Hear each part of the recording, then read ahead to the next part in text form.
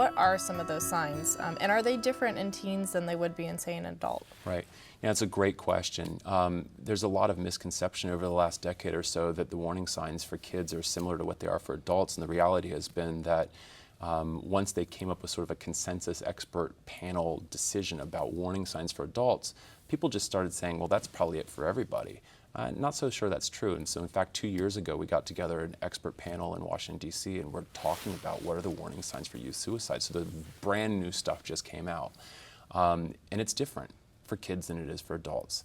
Some of it's similar, but most of it's actually quite different. So there's 4 main areas that are important when we think about warning signs. The first is the obvious stuff. If somebody's talking about suicide, if they're exhibiting behaviors that suggest that they're suicidal, if they're collecting pills, if they're, a variety of things like that that might have you concerned about them, they're writing notes, they're talking to their friends, okay, I'm really worried about that person. The second one is more of a cognitive kind of thing, which is a sense of hopelessness. So this is the kid that, I'm trying to get things, but nothing's getting any better. No matter what I do, things don't get better. And so they feel like they're kind of giving up. It's just hopeless. No matter what I do, it won't help.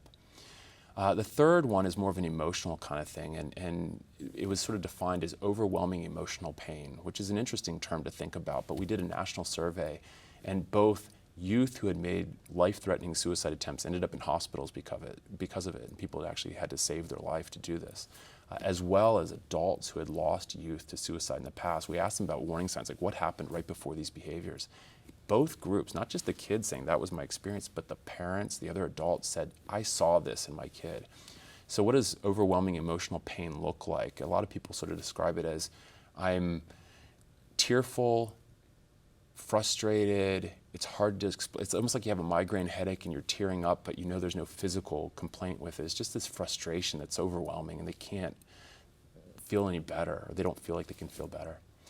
And then the last areas are several things that are kind of behavioral.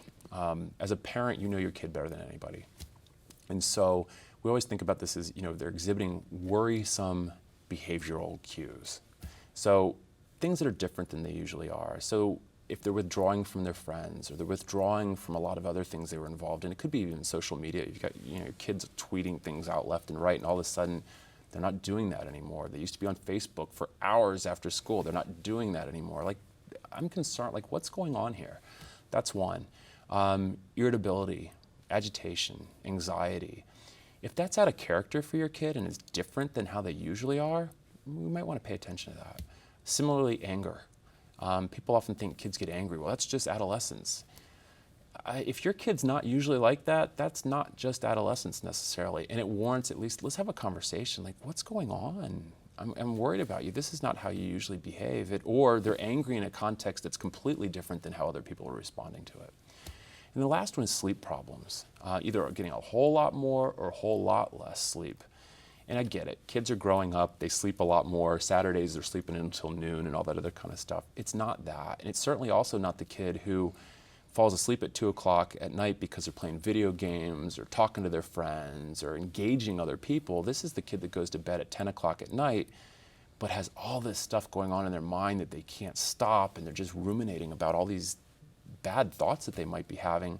And so it takes them 4 hours to fall asleep, and then they got to get up at 6 o'clock in the morning for school the next day, and they're exhausted. Insomnia is a big warning sign when it comes to suicide. What else is going on? What's going on in their head during those 4 hours? So those are really the warning signs that we have right now for youth suicide.